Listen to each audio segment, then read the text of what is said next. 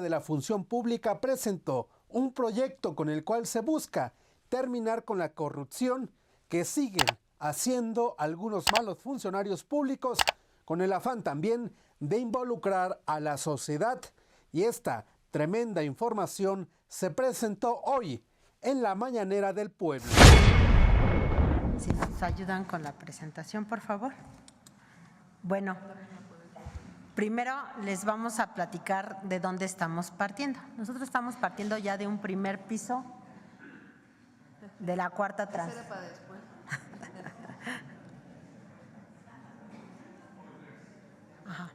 Bueno, estamos partiendo de un primer piso ya de la cuarta transformación y queremos cambiar la mística, la vocación de la Secretaría de la Función Pública, algo que entienda todo el mundo, pero también que tenga un mayor impacto en la vida de todo el pueblo mexicano. Y pues partimos de un primer piso, por eso primero empezamos por cambiarle el nombre a, bueno, fue una sugerencia de la presidenta, Secretaría Anticorrupción y de Buen Gobierno. Entonces, la siguiente, por favor. La siguiente. ¿Dónde estamos y de dónde partimos? Partimos ya de un ejercicio que se hizo ya de empezar a separar el poder político del poder económico. ¿Eso qué significa? Que el gobierno, en lugar de estarse preocupando siempre por beneficiar a los grupos más poderosos, a los más ricos, está viendo por el bien del pueblo. Eso nos da una mística y una vocación diferente al gobierno, que es una vocación de servicio al servicio del pueblo. Ya no actuar como se actuaba antes, siempre favoreciendo a las clases más privilegiadas. Entonces ya tenemos un buen punto de partida porque nos va diciendo hacia dónde se tiene que orientar nuestro gobierno. Adicionalmente también tenemos un ejercicio público distinto, como lo es la comunicación directa por parte de, en este caso, de la presidenta, como esta Mañanera del Pueblo, que ayuda a que la gente esté mejor informada, que no tenga nada más la información que nos quieren desmenuzar los poderes económicos, sino que sea una información más abierta, más fluida y más transparente. Eso hace que el pueblo de México cada vez sea más político y cada vez tenga más conocimiento y más herramientas para evitar que los gobiernos corruptos regresen. Darse cuenta dónde están los nichos o dónde estaban los nichos de corrupción y estos estarlos siempre vigilando y evitando. Entre las estrategias que se usaron, de las primeras estrategias que se utilizaron para ir abatiendo la corrupción fue la entrega directa de los recursos de los apoyos sociales. Esto permite varias cosas. Primero, elimina los intermediarios, que sin hacer nada pues llevaban comisiones, y una comisión pues, de todo lo que son los programas sociales es muchísimo dinero. Entonces, al no tener una comisión, al tener una entrega directa, pues también permite orientar cada vez más recursos a esta población y entonces podemos asignar más dinero a más gente que apoye directamente a la población sin intermediarios y con un mayor gasto efectivo en beneficio de la gente. También se eliminó la condonación de impuestos. Las grandes fortunas eran beneficiadas cada cambio de administración, venía una condonación de impuestos grandes a todos los poderes económicos que habían apoyado en las elecciones previas. Y eso al final del día nada más se traduce en menos recursos para gobernar, en menos recursos para programas sociales, en menos recursos para las inversiones públicas. También eso se eliminó, se acabaron los privilegios en la parte de impuestos, ya hay un piso parejo y todos los servidores públicos lo que estamos viendo es que estamos trabajando para el pueblo. Y también vino una mística de austeridad republicana, que quiere decir cero lujos, no menos gasto, porque incluso el gasto social ha incrementado, el gasto de inversión pública ha aumentado, lo que no se quiere es que sigan los lujos. Entonces, de cero lujos, porque no puede haber un gobierno rico con gente pobre. La siguiente, por favor. De los resultados de esta primera etapa, pues vemos que la tasa de los actos de corrupción disminuyó 11%. Es decir, de 15 de cada 100 que percibían o tenían una experiencia de un acto de corrupción en algún trámite con el gobierno, se redujeron a 14, que es una disminución del 11%. La siguiente, por favor. También la percepción de la gente, de cuando hacen alguna gestión con gobierno, tienen presencia en una práctica de corrupción, también se redujo en 8 puntos porcentuales. Ahorita la tasa de percepción es del 83.1%. Es la tasa más baja histórica desde que se tienen registros en el país. La siguiente, por favor. ¿Por qué es importante abatir la corrupción? ¿Por qué nos interesa abatir la corrupción? Bueno, la corrupción, no solo por cuestiones éticas, sino también pragmáticas, tiene que ser erradicada por el bien de todos. Primero, tenemos un ejemplo que es debilita el Estado de Derecho.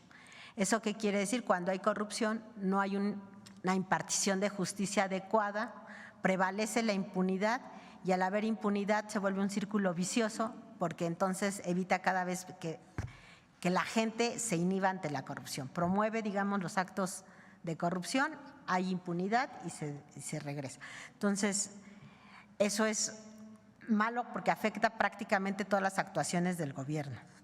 Inhibe las inversiones. Si alguien quiere venir a inversiones y se presenta que con los trámites tiene que hacer moches para hacer sus trámites ágiles, si siente que no caminan, no hay certidumbre jurídica de si le van a dar una autorización o no. Estamos hablando a todos los niveles, tanto de municipios, estados, gobierno federal, poder judicial, poderes legislativos, se complican las decisiones. Y al no haber inversiones o al no agilizar tampoco el dinero, pues hay cada vez menos empleo y menos desarrollo económico para el país. También resta eficiencia y confianza en las instituciones. Si una persona está acostumbrada o se presenta ante una institución a hacer un trámite, una gestión y lo dilatan, hay discrecionalidad, hay moche, pues la gente empieza a perder la confianza en el gobierno, ¿no? Y al perder la confianza en el gobierno también recurre a él menos y se vuelve cada vez más ineficiente. Entonces nosotros tenemos que combatir la corrupción porque al revés, la obligación del gobierno es servir y trabajar para el pueblo. Genera desigualdad. Cuando hay corrupción, todos los recursos no llegan adecuadamente.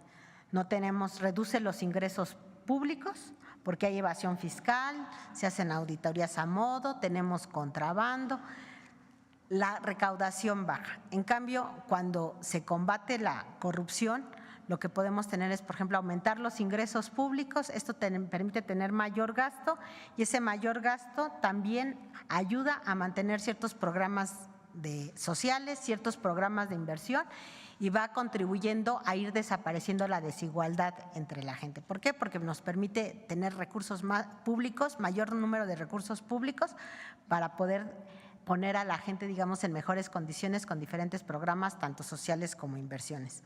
Y también la corrupción puede llegar a limitar el acceso a los servicios públicos, ¿no? Cuando se imparten o se prestan los servicios con discrecionalidad, pues no le llegan a toda la gente y solo le llegan a veces a algunos privilegiados que son los que tienen el modo de efectuar un acto de corrupción.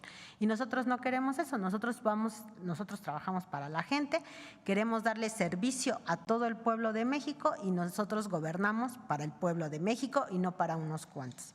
Entonces, todas estas afectaciones a la vida pública y al bienestar de la gente son consecuencia de la corrupción, por eso es tan importante erradicarla. Según estadísticas internacionales, en promedio en todo el mundo el 5% del PIB son actos de corrupción. Esto es muchísimo dinero, ¿no? Si nosotros habláramos, por ejemplo, de México con ese estándar internacional, pues podrían ser alrededor de 15,000 millones en cuanto a gasto público. Cada punto del PIB son 340,000 millones de pesos. 340,000 millones de pesos. Más de 1 billón de pesos. O sea, es muchísimo dinero lo que estamos hablando de corrupción. No, es un estándar internacional. Ajá. Es un estándar internacional, son los resultados que hacen de encuestas. Por ejemplo, desafortunadamente los países más pobres son los que tienen los niveles más altos de corrupción, que jalan el porcentaje, ¿no? Por ejemplo, en África las tasas son muy altas, desafortunadamente. En México hay estadísticas que dicen que 4.5% del valor de los contratos eran sobornos, ¿no? Entonces eso también da más o menos 15,000, viendo nada más el gasto público, digamos, los contratos son 15,000 millones de pesos, si metemos también la inversión pública, pues serían unos 50,000 millones de pesos. Con eso se pueden hacer muchas cosas. El ir acabando con la corrupción, y ustedes lo vieron, permitió tener mayores recursos públicos. El crecimiento de los recursos públicos ha sido histórico en esta cuarta transformación y queremos mantenerlo y queremos continuar abatiendo la corrupción para que estos recursos públicos sigan creciendo. La siguiente, por favor. Entonces, ¿qué va a hacer y cómo va a participar la Secretaría de Anticorrupción y Buen Gobierno? La siguiente, por favor. Bueno, lo que nosotros buscamos primero es pasar de un enfoque correctivo a un enfoque preventivo. En México tenemos un dicho que dice que ahogado el niño se tapa el pozo. Pues nosotros no queremos eso. Nosotros queremos desde antes evitar que se cometan los actos de corrupción, porque esto nos va a liberar también mucho más recursos, ¿no? No solo sancionar, sino evitar que se realicen. Para eso tenemos que hacer un trabajo muy cercano y oportuno pues, con toda la sociedad, con la gente, con los servidores públicos y también con el sector privado, porque la corrupción es no solo dentro del gobierno, sino también en el sector privado, ¿no? Siempre hay un corruptor y un corrompido para que pueda haber un acto de corrupción. Entonces tenemos que buscar cómo evitarlo de las dos partes de la balanza. Y esta secretaría pues nos ayuda mucho a esa participación porque en el gobierno hay pocas secretarías que son transversales. ¿Qué quiere decir eso? Son secretarías que están vinculadas absolutamente con todas las dependencias del gobierno, que tienen que ver con todas las secretarías, con todas las entidades, pero no solo con las del Ejecutivo Federal, sino también con los estados, con los municipios y también tenemos la relación con el Legislativo a través de la Auditoría Superior de la Federación. Entonces, es una secretaría que tiene un alcance, digamos, normativo y de supervisión amplio y que puede participar en todas las secretarías y entidades. La siguiente, por favor. Y esto nos lleva a establecer cuáles son los pilares que va a tener esta secretaría.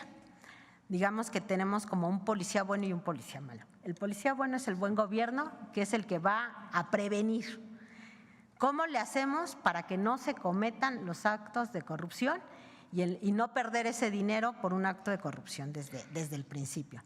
Bueno, lo primero es dignificar la carrera del servidor público o del servicio público. O sea, la gente y los funcionarios